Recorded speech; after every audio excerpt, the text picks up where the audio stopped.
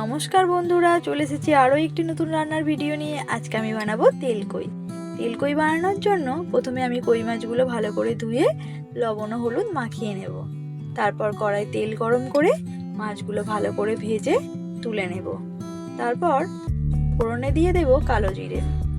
ফোড়নটা হয়ে গেলে দিয়ে দেব পেঁয়াজ বাটা ও টমেটো বাটা। পেঁয়াজ টমেটো ভালো করে ভেজে নেব।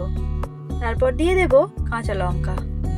তারপর কিছুক্ষণ নেড়ে চেড়ে দিয়ে দেব আদা জিরে বাটা, আর দিয়ে দেব লঙ্কা গুঁড়ো, হলুদ গুঁড়ো ও লবণ। সব মশলা একসঙ্গে ভালো করে কষিয়ে নেব। মশলা থেকে কাঁচা গন্ধ চলে গেলে দিয়ে দেব সামান্য জল। কিছুক্ষণ ফুটিয়ে নেব। তারপর দিয়ে দেব ভেজে রাখা কই মাছ। কই মাছ দিয়েও কিছুক্ষণ ফুটিয়ে নেব। তারপর নামিয়ে গরম গরম ভাতের সঙ্গে পরিবেশন করে দেব।